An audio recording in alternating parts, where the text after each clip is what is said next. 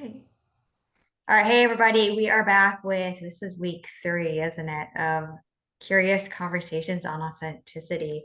So today we thought we'd mix it up a little bit and actually talk about this idea of disauthenticity from a place where we think we're doing the right thing or the kind thing, but yet we're not. So these things include things such as people pleasing, not communicating and holding back what we actually want to say, a lack of boundaries. And their boundaries we talked about is putting on them ourselves, but not communicating clearly our boundaries with others or actually living within our boundaries. Giving, constantly giving, whether it's ourselves, whether it's materials, but never allowing ourselves to receive. And then those little white lies that we think are serving the other person, but that aren't really serving each other.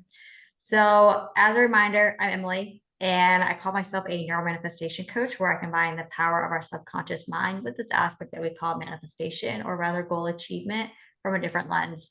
All right, Oscar, you're going to go ahead and introduce yourself and kick this off as well. Yeah, and just a reminder, authentic living is my specialty, and it's all about learning to be who you are, and then presenting yourself to the world in such a way that aligns with what you're discovering about yourself. And so, I'm excited about this conversation. Yeah.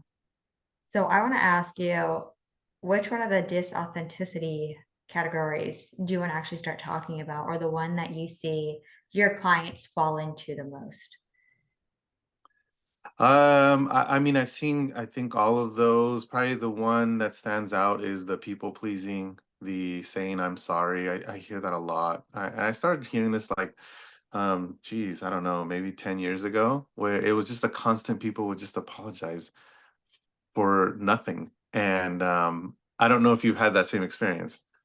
Yeah, you know what? That was actually a big trait of mine for so many years. And I can't remember if I was reading something or where this came up, but when we're little, it's so interesting how we're always taught to apologize to somebody for hurting their feelings.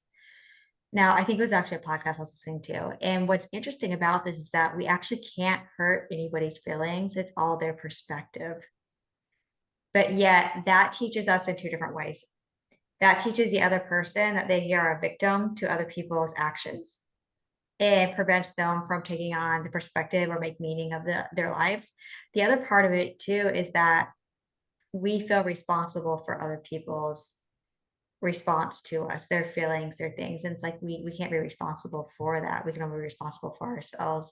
And so it's interesting how that creates a victim mentality within so many people, and then also a fear of being yourself because it's what will happen if I do this? How will other people respond? What will they think? And so it's interesting how that little lesson as we're little, always apologize, say you're sorry for hurting Johnny's feelings, all of a sudden we learn to be the victim and then we fear being ourselves authentically because what will the other person think? Hmm.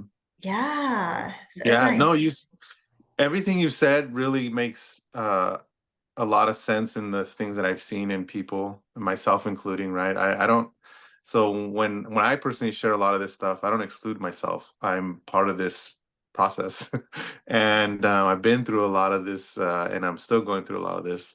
And so, gosh, yeah, I totally agree with you. I mean, there's a you said something about you're not being honest or genuine or authentic when you're constantly pleasing others, Yeah. and I see that all the time. And then you also brought up this idea of like when we're children, we're taught and we're conditioned in so many thinking models and behaviors. Yeah. And so where do you think like the line is drawn? Because it's very clear for me now. Like I know when to say, like I rarely say I'm sorry. I honestly say I'm sorry when I did something wrong. When it was a mistake of my doing, I apologize. But when it's not my doing, I know I don't apologize. And my kids are like, gosh, Dad, you seem a little cold. It's like I'm not cold. I didn't do anything wrong.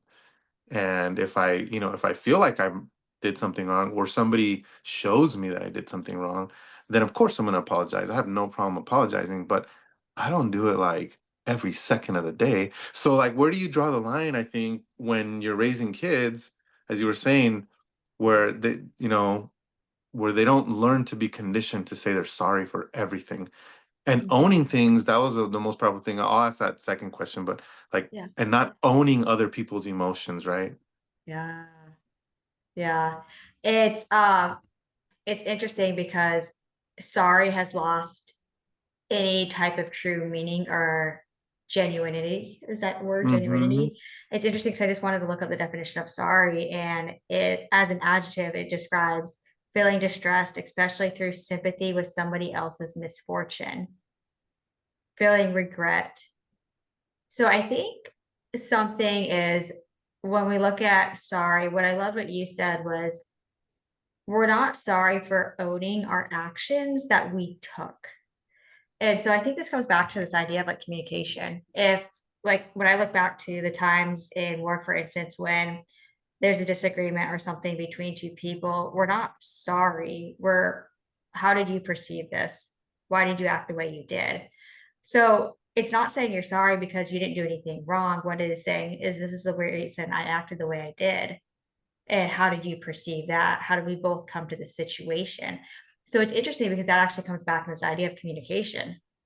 It's like, why are we responding? How are we perceiving the world?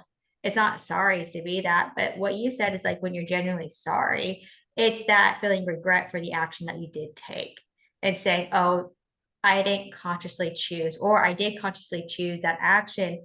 And that's not the action that I want to hold myself to or the character that I want to be. So I think it's more of did I act in accordance with who I am and the character of the person I want to be versus, okay, is there a miscommunication between the two of us or a different perspective between the two of us that we worked out? Because, like what your kid said, you seem cold. You're like, I'm not cold. This is how I responded and why I responded the way I did.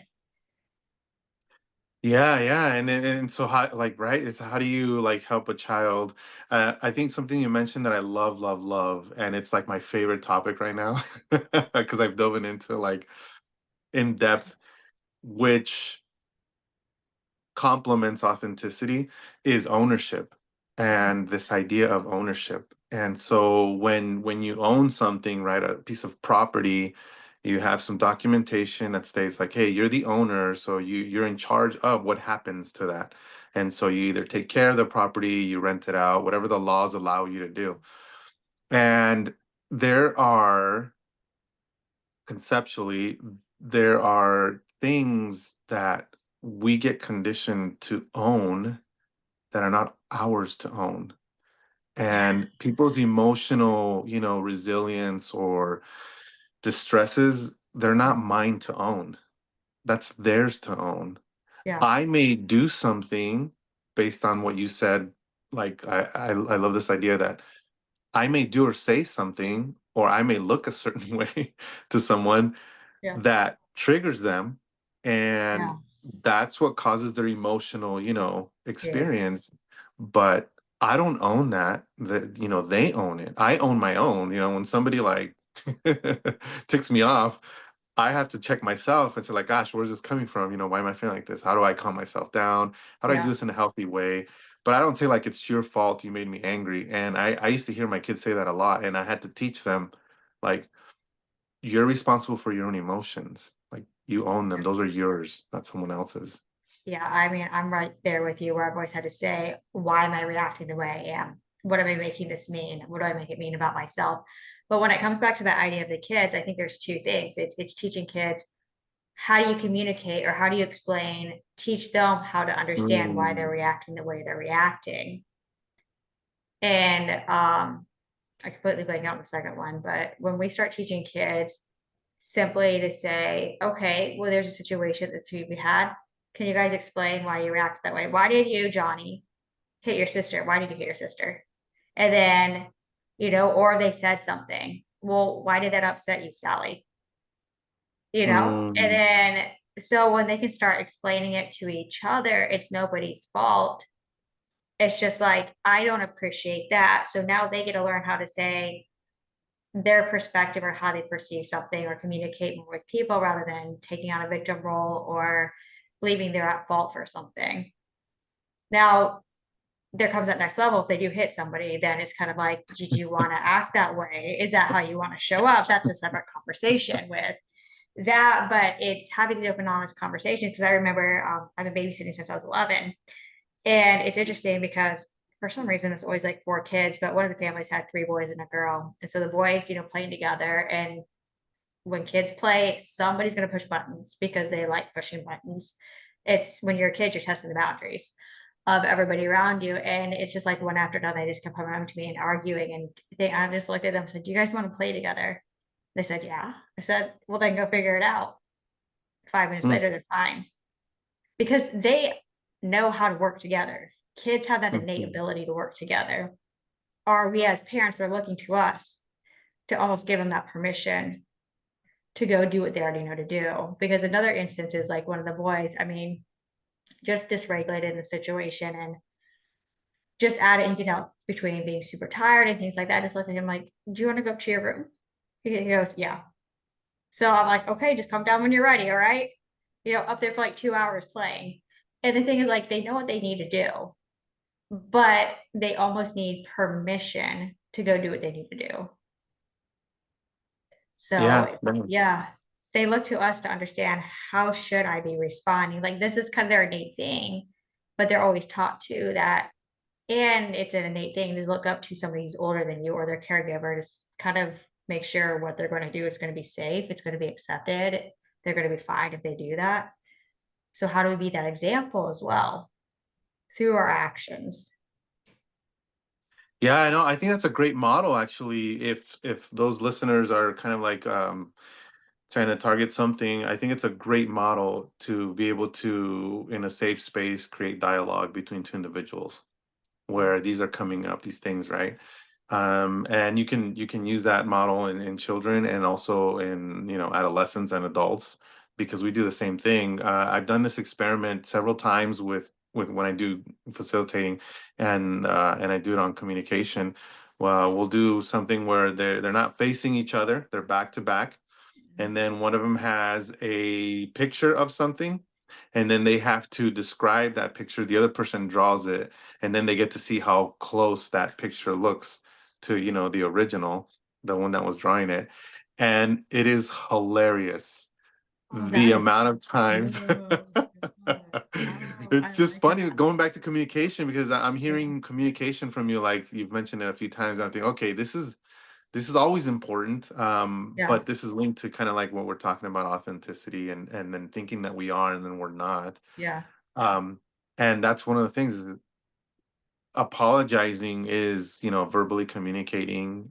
You can apologize through action as well, but I think what I learned and what I continue to learn is, and it's not a secret, it's every single one of us views the world in a very unique way.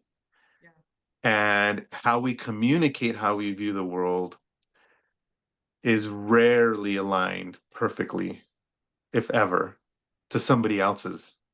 And so I totally agree. I think the model of dialogue for people to learn to communicate and to be genuine in that process is, I think, would be a great tool, a good practice. Yeah. I know. I think that practice that you have of people describing what it is and everybody has like that drives home the point of understanding perspectives are so different. Hmm. Yeah, you're like, but I didn't tell you that. You're like, you told me that. It's like it's because what we hear, what we say, and what the other person hears is not always in alignment. Hmm. And I think that is really good. I think what we're starting to hit on right now is this idea of authentic communication. And so when we look at these ideas of conflict in communication or perception or things like that between individuals, how do we authentically communicate? And I think the biggest thing, or what I learned specifically through communication, is using the word I. So I feel this way. It's never you made me feel this way. But when this happened, or when you responded this way, you took this action, I interpreted it as this. I made it mean this. It felt like this to me. Because all of a sudden, what they're seeing is, oh, it's not a direct attack on me. Because when you use you, all of a sudden the defense shields go up and communication's lost. But when you say I, they're like, oh, that's what you made that mean? Like, that is not Mm-hmm. what I made it mean. And they're like, what did you mean from it? And so the communication starts to open up again where you can actually have a conversation. And I know like one time when I was in work, we actually had a heated debate where it was heated because in the way our tones were, it seemed heated, but we were just using the word I the whole time. We're like, when you did this, I responded like this because I made it mean this. And so all of a sudden we're like, oh, now we see how each other responded. And then we're like, okay, well, how do we need to respond to each other? And problem was solved. Like it literally Mm-hmm. was in this 5 minutes and the problem was solved. And so when we start to understand how each other works, how people perceive the life and things like that, all of a sudden, like when they take a certain action, we're like, oh yeah, that's just how they respond. And so it doesn't mean anything other than that's just how they're responding to a certain situation. I had one boss actually, funny enough, when she got stressed, she's like, y'all, I'm stressed. And so all of a sudden we knew exactly what words were going to come out of her mouth, how she was going to relate to us. And we're like, cool, gotcha. We know what not to do to you and then what we can do. And so literally, like, if somebody else was looking at how she was responding, we were totally cool and we're relaxed because she's like, yeah, she just told us what's going on inside of her. But yet to an outsider, they'd be like, oh, what's going on? And so it's literally understanding the other person because then it's like, oh, that's just them, you Yeah, know. you're like tapping into this idea. Like I love this conversation stuff about communication because it taps into a little bit of this empathy, right? Understanding somebody else. And we won't get into it because I have a whole thing that I'll waste everyone's time with it. But but another topic that I've been like into for a little while is empathy. And so just bringing that up for those that want to look into it, take a deep dive into it. It's very powerful. But anyways, coming back to the communication, yeah. So I'm wondering because I've done um, and communication is a skill. So which means you can be horrific at it, you can get better at it, you can be great, but you can be better, right? So um, I happen to be a person that growing up, I was terrible, terrible, terrible at communication. Like just terrible.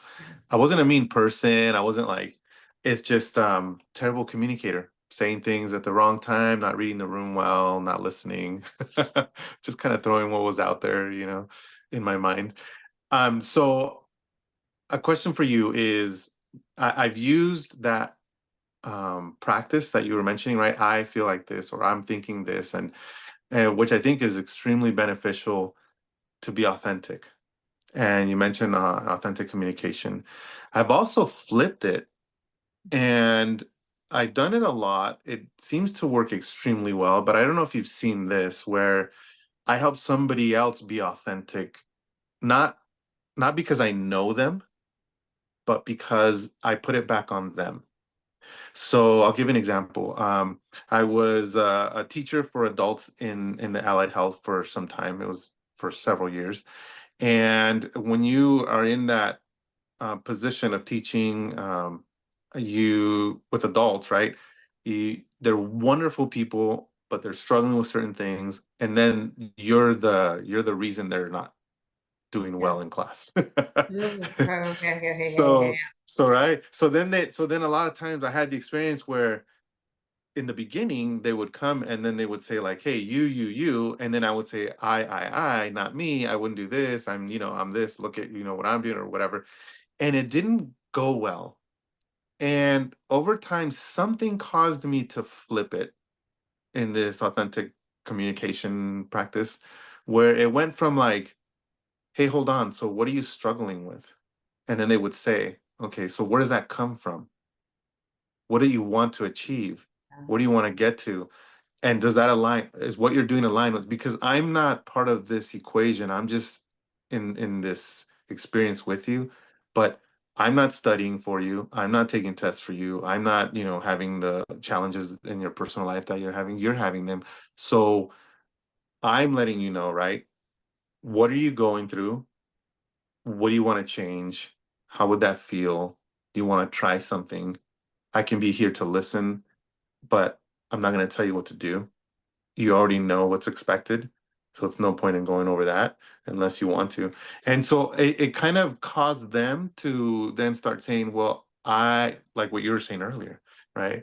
I feel like this and I'm upset because of this and I need to change this. And then it became a very neutral, Mhm. um, safe space when Yeah. they would constantly come and it was more of like, okay, so what's going on?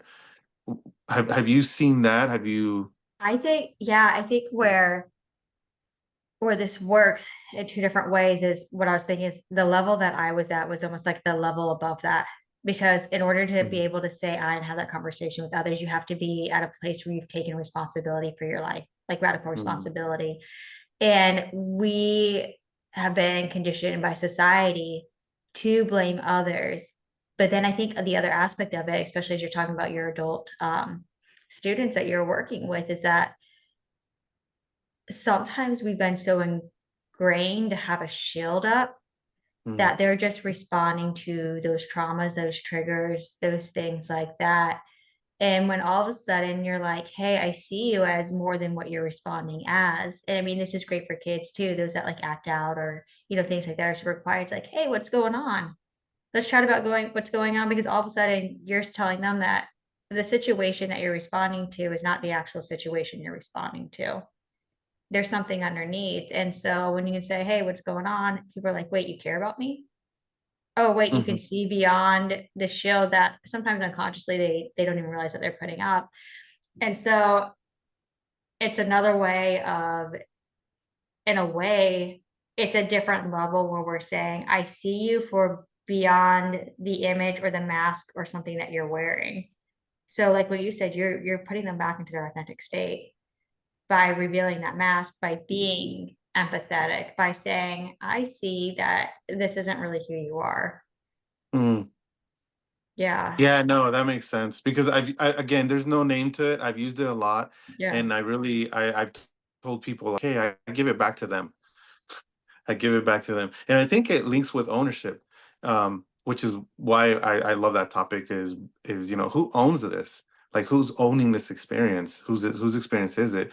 We're Yeah. having an experience together, but who owns what, right? Do you own your thoughts? Do you own the way you're thinking and carrying out like what you want to do? Do you own your emotional experience?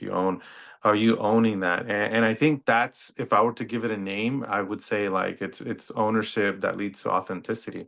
Because the more people own their stuff, the more they then are who they are. As opposed to, like you said, these, shields that people are unaware of, these masks that we put on. I think the other part of it too, as you're talking, is that we're not aware. Like we don't Mm, even know what's going on. So we can't take ownership of what we're not aware of. And so you're bringing awareness to what's going on. And so now they could put a name or they can start to describe what they're experiencing, but they don't quite understand why they're experiencing what they're experiencing. Because a lot of times, especially if we've got traumas or things like that, where it's not an action, it's a reaction. So mm, it's something that's coming from the subconscious that is an automatic rather than a conscious choice. And so we lash out and we do stuff like that. We're like, oh my goodness, where did that come from? We don't understand a lot of times why that is. So by asking these questions and by helping them understand or say, hold on, let's stop, pause, and put space in between the situation and the response, or in this case, the reaction, you're saying, huh, what's really going on inside of there? mhm, And then all of a sudden they're like, oh my goodness, now I'm starting to understand why I am taking the actions I am. Because how many of us judge us or judge ourselves so much for the reactions that we have, or the triggers that we have, or the habits that we keep repeating, or the patterns we keep repeating. And we're like, we keep trying to change our actions when we don't understand why we're taking them. So we're trying to change the symptom rather than the cause. It's maddening, I tell you. So, I mean, that's like almost like the theme of our life, right? It's like we're working on this like symptom, but we're not really taking care of the core yep. issue. And communication is actually like that. Like it's very Yeah. powerful when you get to like the real details of that dynamic is in communication. It's like, okay, so you're all this stuff you're sharing or telling me, it's like kind of like surface level stuff. Like what's really like happening? What's really going on? One of the phrases I use a lot actually is, you're saying this, you're saying this, you're saying this, but what you're struggling with is not really about that, is it? What's it really about? And then they kind of pause. They're like, I guess. And then they kind of like say, share something.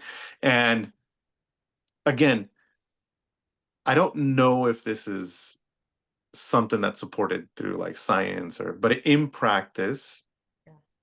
I see it.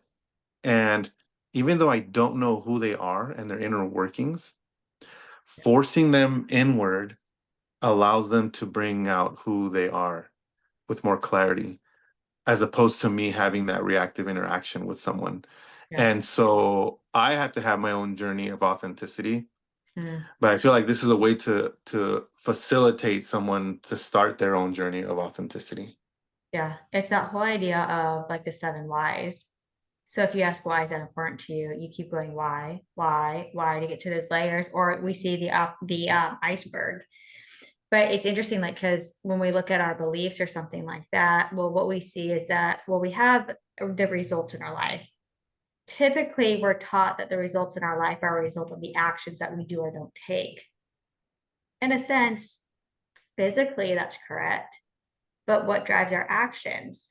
Well, a feeling, because we're always acting and reacting based on how we feel, because we're always trying to change or feel a certain way. Why do we have the feelings that we have? Typically, there's a thought that created a feeling. Well, why did that thought create that feeling? Because of the belief that we have Mm, about that thought, the story that we have about that thought. Where did that story come from? Sometimes we need to know that, sometimes we don't. It's kind of like, what are those situations we've experienced and other people experience? It's that story is what we've experienced as true, been taught is true, things like that. So what we want to address is, we're always taught to the willpower, changing your actions, developing new habits, and those can help. And for certain people, if we don't have these deep rooted beliefs or stories that we're operating from, yeah, we can change at that level. But if the root is deeper, we can change those all we want, but we're going to fall right back into those same patterns and behaviors because we're still operating from that same subconscious story, that same subconscious belief. So mm, we go and we teach our brain a new way of being, which is a new thought, a new belief. And we have to go back to this idea of understanding that every action that we take is because our subconscious believes that it's safe or not safe. Safety, literally to the subconscious, it's a 5-year-old, means predictability. Because if we can predict it, we have control. If we can control it, then we know the outcome. Then we're safe. Because if we're running away from a tiger and we can predict where it is, we know what actions to take so that we're not eaten. mm-hmm, So we have to teach ourselves that this new way of being, these new beliefs that we really don't have much experience with or seen others experience, that they are safe. mm, And so that's how we really start. And that's why affirmations don't work either half the time, is because if you don't fundamentally believe the affirmation that you're telling yourself, if you have a story that's repeatedly going against that and you're not addressing the story, then you're going to create a dichotomy within your brain. And so you're mm, going to repeat something, but then subconsciously your brain's like, that's not true, that's not true, until you actually reconfirm that belief that you're trying to get rid of. So they can work, but understanding the story that you have, you utilize those as bridges, or you can utilize expanders. So finding people that illustrate or show yourself that what you're trying to become is a different type of truth, is safe. And then taking small action steps to say, build that trust. Build like, oh yeah, this is safe if I just do this one step. If I do this one step, if I do this one step. And then asking those like subconscious filter questions and things like that too. But it's kind of understanding, well, why are we reacting the way that we're acting and deeper.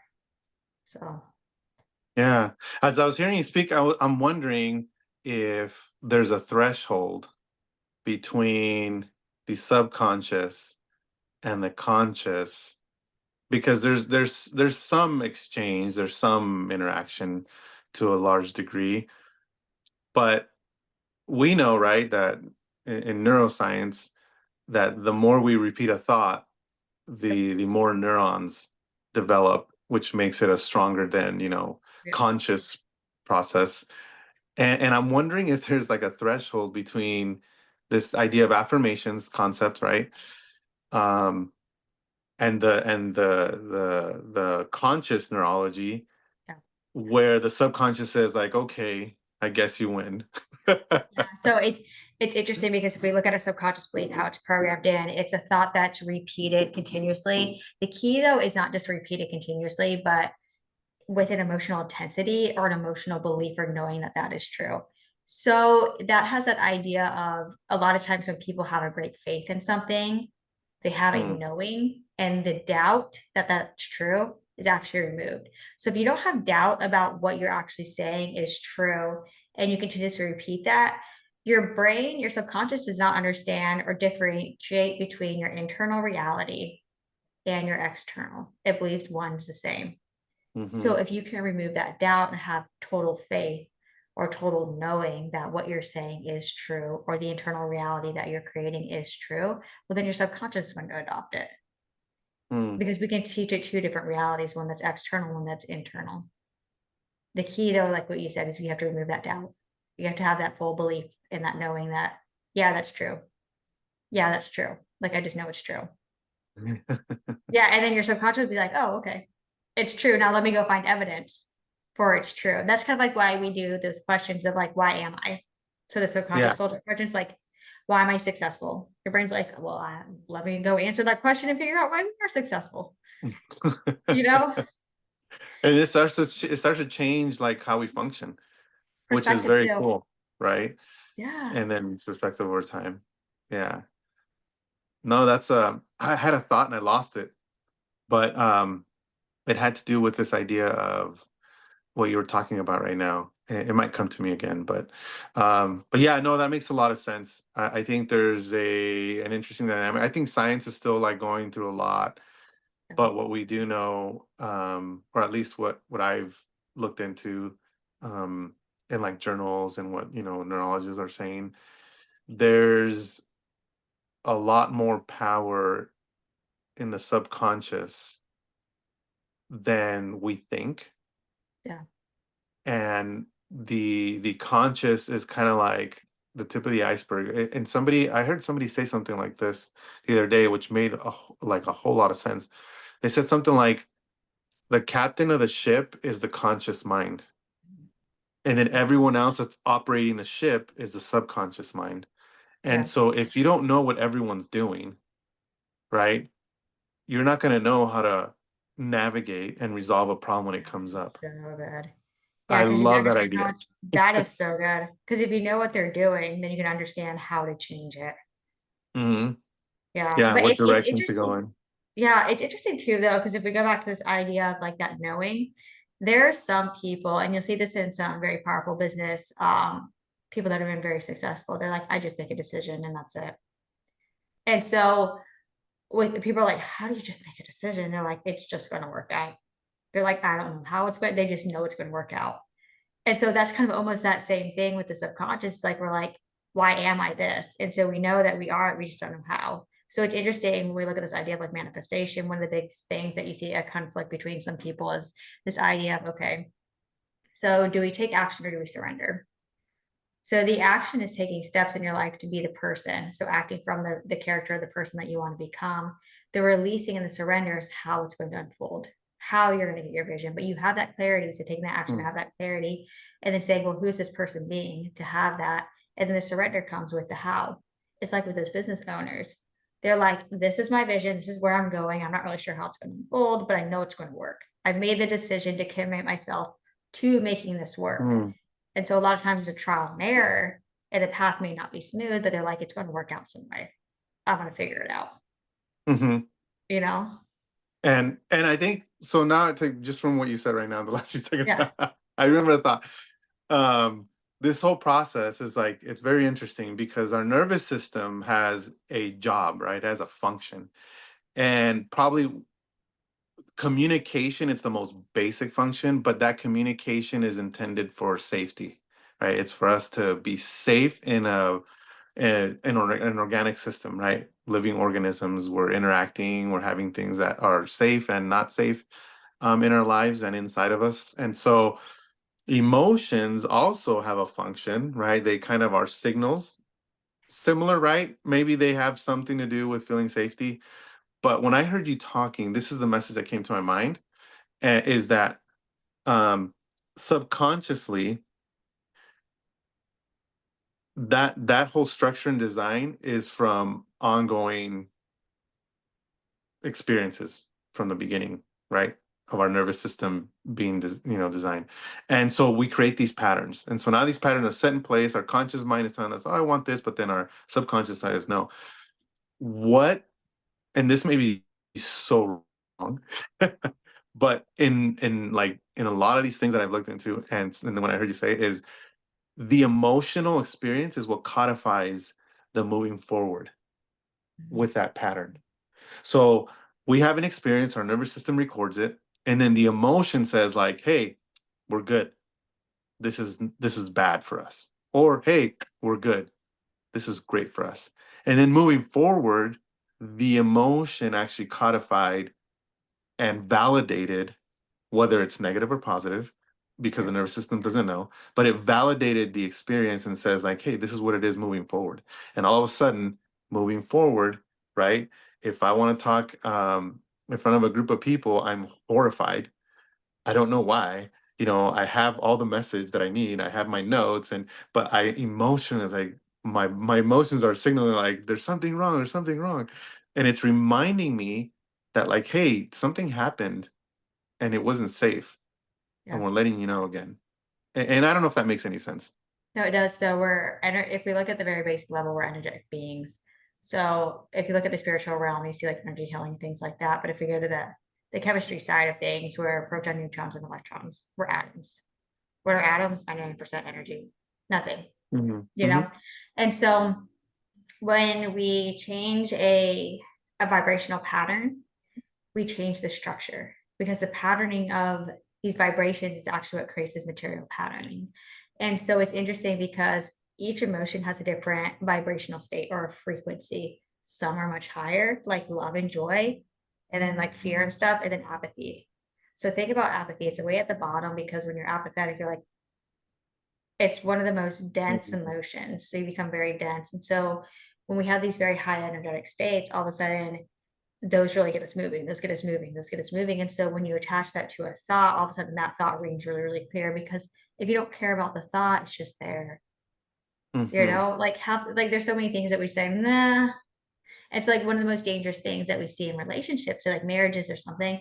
It's not anger, it's not fear, it's apathy. Why? Because they don't care. Because when you don't care, there's no emotion that's connecting you or driving you to do anything. Emotions are energy in motion.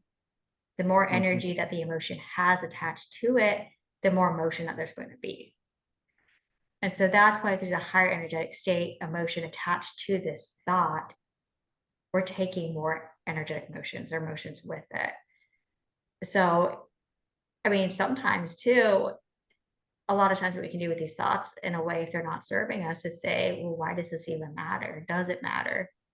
Because you can start to attach more of an apathetic or kind of state to it. So when you think it, you're like, cool, like, does it mean anything? Because I Hmm. mean, I think we've all experienced those people where they've triggered us so much, then all of a sudden something just switches in us and we're like, just doesn't matter anymore. And so that situation or that person continuously come into our lives, but all of a sudden it's kind of like, we just don't care. Hmm. And so we don't respond. Yeah. Dopamine comes to mind. The anticipation of what is going to happen. Yep. Yeah, in relationships, and think about like authenticity, right? And then being in a state that you describe where like, hey, I don't care. It doesn't seem like that person cares, my partner. Yeah. And so like, what are we doing, right? And I think it has to do with like, hey, we've had so many experiences together that now it's like I'm used to these patterns. So dopamine's not necessary, right? Because we're in the relationship. Dopamine's not saying like, hey, what makes her smile or what makes him smile. And so we already know, right? It's like, oh, bring yogurt, and then like they love it. And so it makes them smile. And it's like, so the excitement that dopamine brings in this whole um, experience of anticipation begins to flatten out. And Yeah. then we get into this comfort zone. And so then people feel like they're falling out of love. They're not. They're just not vibrating, like you said earlier, with the characteristics of love. And Yeah, that it requires reverts. work. It does. That's kind of why they say a lot of times with relationships, it's how do you make it new again? Because when we look at dopamine, what you said is anticipation, but when we look at some therapies, such as exposure therapy, what you're doing is you're repeatedly exposing somebody to the same exact stimulus. So all of a sudden, what you're teaching your subconscious is that what we thought was fearful is no longer fearful, because look at this, every time you experience or come in contact with this, nothing happens, nothing changes. What you think, what you believe, the story that you have repeating in your mind is actually not coming to fruition. So you teach a new Mhm. truth. So sometimes when we're in the same environment, all of a sudden it just becomes normal. It's just there. And so it's not new. And so we're not like, oh, why is that happening? Because Mhm. newness is what catches our attention. So think like a siren going down the street. Oh, what is that big red flashing thing? Like we don't see that all the time, or say you go into like a thrill adventure of like jumping out of a plane. Oh, well, we don't do that all the time. Say you try a brand new food for this. I've never tasted that flavor before, Mhm. and so dopamine happens. You become habituated to dopamine. That's why with like so many drugs, if you experience the same high every time you take it, well, it's kind of like, I already know what to expect. I already know Mhm. to, but like when you have like performance anxiety, say for like speaking or something, you haven't put in enough quote unquote reps to teach your brain that it's safe. And Mhm. so you kind of do it like here and there. And because you're only doing it sporadically, your brain still responds to the same thing every time. And you get up and you're like shaking the whole time. And you get done and you're okay, but you just haven't put in enough reps to overcome that story that's already implanted. Yeah. And it's a continuous cycle, right? The example you Yeah. just gave, it's like, oh, then all of a sudden you put enough reps and you feel some level of comfort. You still Yeah. get a lot more comfortable. Now what? Well, now you got to speak on bigger stages. Then Yep. what? Well, now you got to speak to, right? And so it's just a cycle, and it in this idea of authenticity, everything is cyclical as Yeah. well. Everything is cyclical, right? To learn to be and discover who you are, then to decide whether that's something you want to be or you want to become something else. And then, how do you present that out to the world? And so for me, I bring this up a lot actually because people think authenticity is you be you.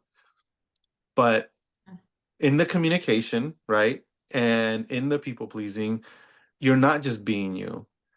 Yeah. You're presenting yourself. And that translation sometimes distorts the authenticity aspect of it.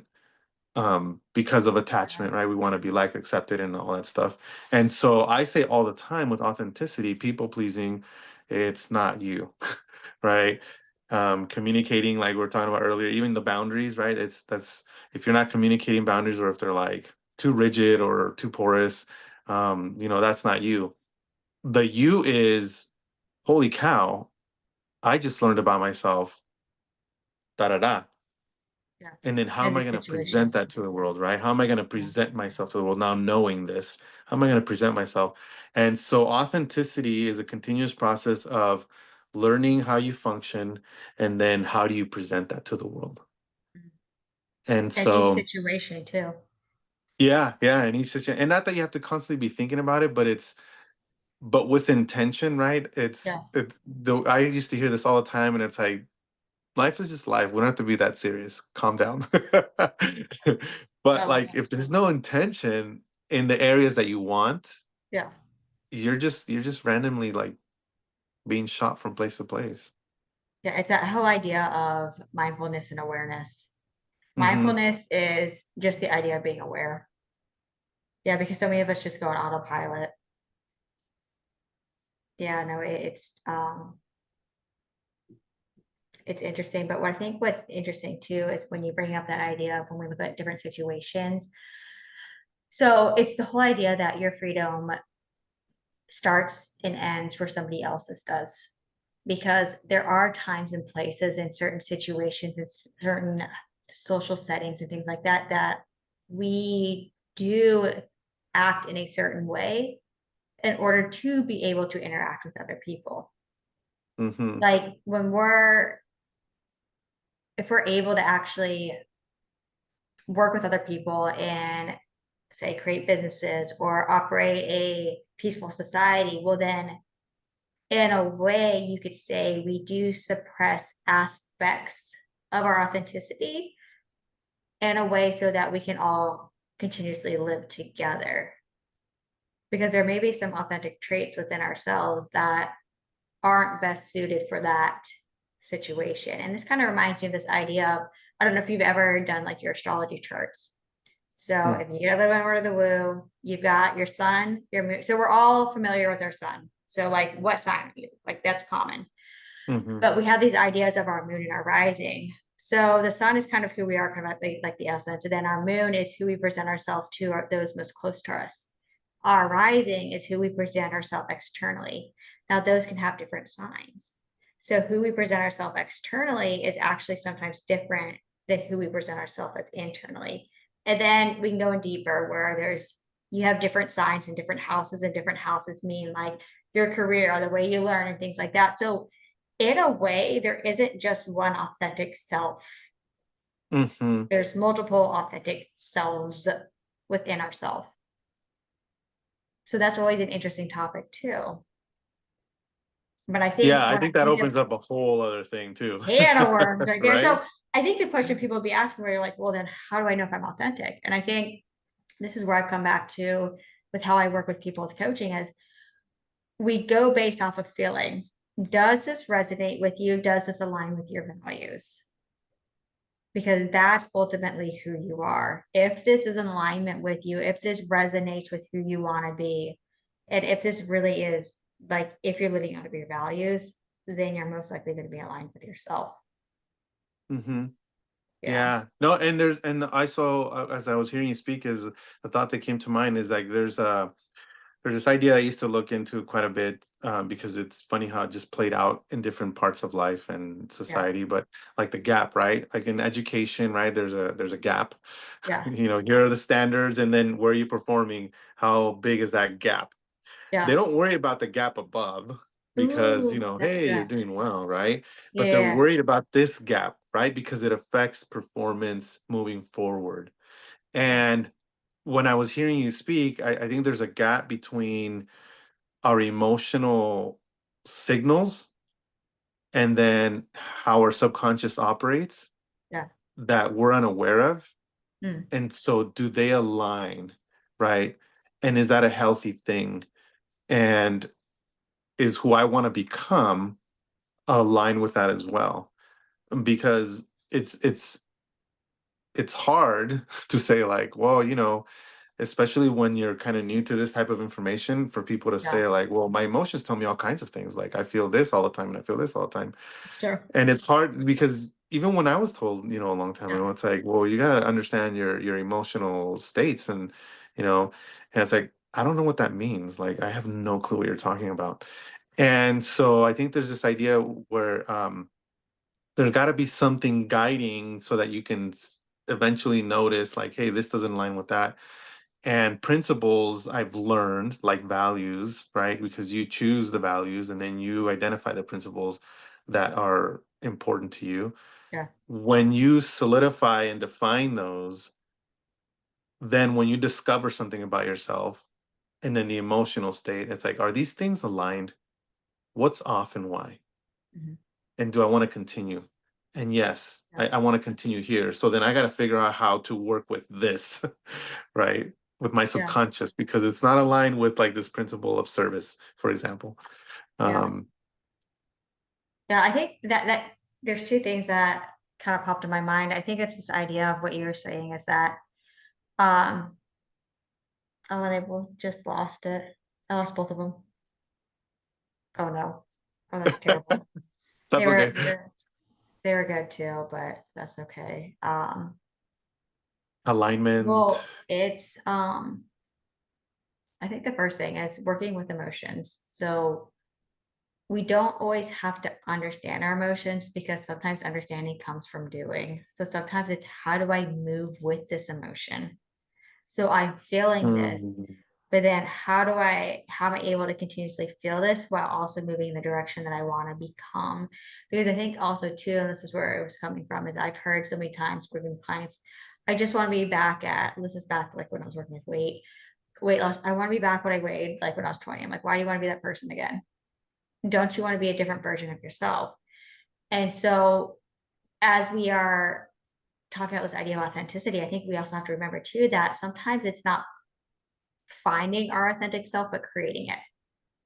And mhm, so that's the idea of going from who we once were, who we are right now, and saying, who do I want to become? And so to become that person, who do I want to be right now? So almost looking at authenticity because we get too caught in like, who am I? yeah. Sometimes we could just say, who do I want to become? And that too comes from an authentic state because if we say this is authentically who I want to become, this is who I respect in this time in my life, Mhm. then go pursue that person. And so I Gosh, I think also love too, that. yeah, so it's like sometimes it's like not finding the person, but creating it. Yeah, I think the highlight of this session is what you started with when you're saying this last thought, is not knowing what your emotions are signaling Yeah, is okay, but yeah, how do I learn to continue to move, right? yeah, It's so powerful. And mindfulness is what comes to mind because I think it's a word that's been overused a yeah, lot, but also I think there's a misunderstanding about it. But mindfulness is just a recognition yeah, that something is happening, right? yeah, It's like, oh, I recognize my thoughts are like crazy right now. There's no judgment on it. I just recognize, oh, my thoughts are pleasant. My emotions, like, wow, they're yeah, very intense, right? I'm not doing anything with them. However, when we're not mindful, thoughts and emotions drive our behavior.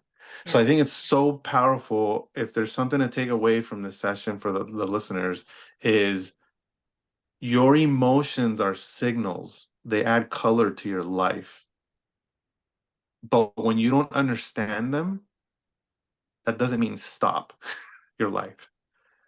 oh, Continue to move. That's so powerful. It's such a yeah. great example of mindfulness. It's the exact idea of presence and Hmm. that the person that you want to become is created in the present, but also authenticity is only experienced in the presence. Yeah, Yeah, yeah. that is So I so think, powerful. yeah, so I think just taking away it's because I know that you got to go and everything. It's who do you want to become? Who do you want to create? And allowing that to be your authentic self in this time and place, and allowing yourself also to be a different type of authentic person as you continue to experience that person you thought was more authentic. Hmm. So the idea of continuously becoming by being right now. Yeah, that's I love that. That final thought, the emotional, the thought, the being present, moving towards who you want to become. Those are just, important signals that you can figure out as time goes on, but like still continuing to move is so powerful. I think the only thing I would add from Yeah, what my takeaway has been from when we started this session is don't feel guilty for becoming who you want to become, right? The people pleasing, the communicating with like these little white lies, not being, completely open about the direction you're going in. Not that you're supposed to overshare and tell everyone, but I've noticed in this experience and process of authenticity with what you said, yeah, there's so much guilt that people feel. And it's a sign that someone is owning other people's perspectives, emotional responses, behavior responses to your moving forward, yeah, right? In whatever direction you're going in. And I would add that own your experience, love it and enjoy it, the ups and downs, do not own things that are going to give you guilt. Like, don't be a people pleaser because like you think they're going to be, that's not you. That's the person who's afraid of going in this direction. And Yes. so, I love that. Choose what you own. hmm That's actually a really good motto. Choose what you own. All right. This was actually a lot of fun. yeah, it was. All right. So, as things in my life are changing, we'll figure out where these conversations go. If they're a little more sporadic, or if we've got Oscar doing a lot more solos and me popping on every once in a while. But it's the idea of how do you continuously reconnect to yourself in the place that you're at right now. So thanks for joining us again today. Yeah, I agree. Thank you so much for listening. All right, see you guys. Bye.